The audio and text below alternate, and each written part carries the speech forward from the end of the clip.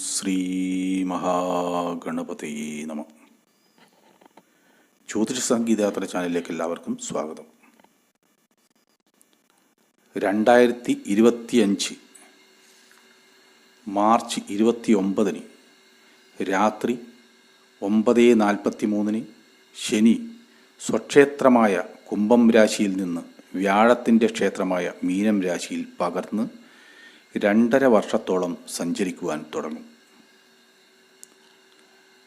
നവഗ്രഹങ്ങളിൽ വെച്ച് ഏറ്റവും ശക്തനായ ശനി ആയുസ്, ദുഃഖം, രോഗം എന്നീ പ്രധാന കാരകത്വം മനുഷ്യജീവിതത്തിലും ഏറ്റവും കൂടുതൽ ബാധിക്കുന്നതാണ്.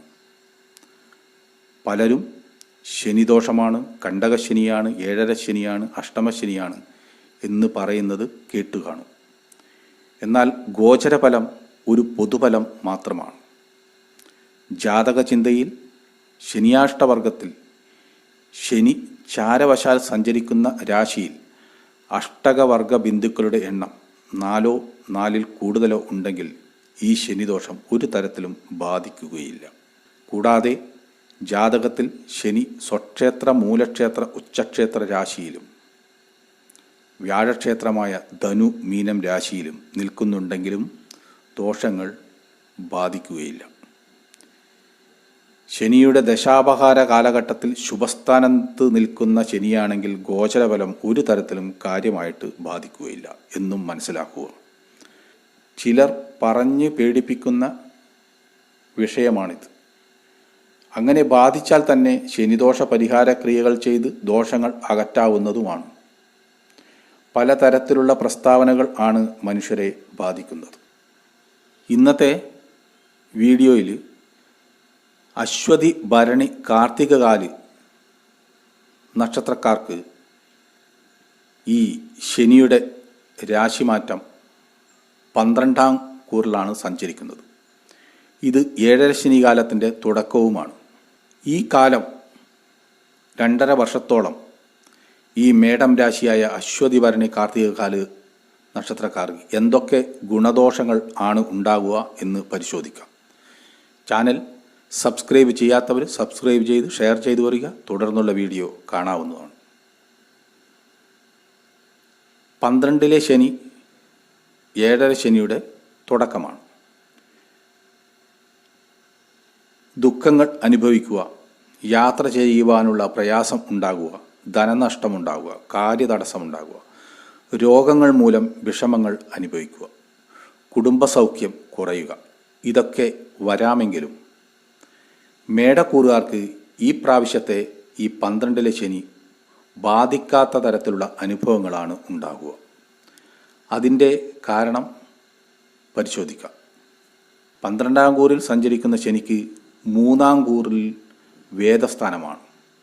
ഈ വേദസ്ഥാനമായ 3ാം കൂറ് എന്ന് പറയുമ്പോൾ മിഥുനം രാശിയാണ്. മേടക്കൂറുകാർക്ക് മിഥുനക്കൂറാണ്. ഈ മിഥുനക്കൂറിൽ സൂര്യൻ ഒഴിച്ചുള്ള ഗ്രഹങ്ങൾ സഞ്ചരിക്കുന്നുണ്ടെങ്കിൽ ശനിദോഷം ഉണ്ടാവുകയില്ല. ഗുണാനുഭവങ്ങൾ കിട്ടുകയും ചെയ്യും. മേടക്കൂറുകാർക്ക് 2025 മാർച്ച് 29 ശനി 7.5 ശനിയുടെ തുടക്കമായ 12ാം കൂറിൽ സഞ്ചരിക്കുമ്പോൾ വേദസ്ഥാനത്ത് ചൊവ്വ 3ാം കൂറിൽ സഞ്ചരിക്കുന്നുണ്ട്. കൂടാതെ വ്യാഴം മെയ് 14 മുതൽ ഒരു കൊല്ലത്തോളം 3ാം കൂറിൽ സഞ്ചരിക്കുകയും ചെയ്യും. ഈ കാലമത്രയും വേദമുള്ളതിനാൽ ശനിദോഷം ഉണ്ടാവുകയില്ല, മറിച്ച് ഗുണാനുഭവങ്ങൾ കിട്ടുകയും ചെയ്യും. മറ്റുള്ള ഗ്രഹങ്ങളുടെ വേദസഞ്ചാരവും ശനിദോഷം ഉണ്ടാകില്ല എന്ന് മനസ്സിലാക്കുക. ജാതകത്തിലെ അഷ്ടകവർഗ ബിന്ദുക്കളുടെ എണ്ണം 4 4 കൂടുതലോ 12ാം കൂറായ മീനൻ രാശിയിൽ ഉണ്ടെങ്കിൽ ശനിദോഷം ബാധിക്കില്ല. കൂടാതെ ജാതകത്തിൽ ധനു, മകരം, കുംഭം രാശിയിൽ നിന്നാലും തുലാം രാശിയിൽ ഉച്ചബലത്തിൽ നിന്നാലും ലഗ്നാധിപനായാലും എല്ലാം ശനിയുടെ ചാരവശാലുള്ള ദോഷഫലം ഉണ്ടാകാൻ സാധ്യത വളരെ കുറവാണ്. മറിച്ച് ഗുണാനുഭവങ്ങൾ കുറച്ചെങ്കിലും കിട്ടുകയും ചെയ്യും. ശനിദോഷത്തിന് ശനിയാഴ്ച ദിവസം തുടർച്ചയായി അയ്യപ്പക്ഷേത്ര ദർശനം, വഴിപാടുകൾ ചെയ്യുക, ശനിയാഴ്ച വ്രതം, പ്രദോഷവ്രതം, ശനീശ്വര പൂജ, ഇന്ദ്രനീലക്കല്ല് വിരലിൽ മോതിരമായി ഇടുക ശനീശ്വര ശ്ലോകം പതിവായി ചൊല്ലുക എന്നീ ഈശ്വര പരിഹാര ക്രിയകൾ ചെയ്താലും ശനിദോഷം പൂർണ്ണമായും ഉണ്ടാകില്ല. എല്ലാ തടസ്സങ്ങളും രോഗങ്ങളും മാറി സന്തോഷകരമായ ജീവിതം നയിക്കുവാനും സാധിക്കും. കൂടാതെ അതാത് കാലഘട്ടത്തിൽ മറ്റുള്ള ഗ്രഹങ്ങളുടെ അനുകൂല സ്ഥിതിയും ശനിദോഷം കൂടുതലായി ബാധിക്കുകയേയില്ല.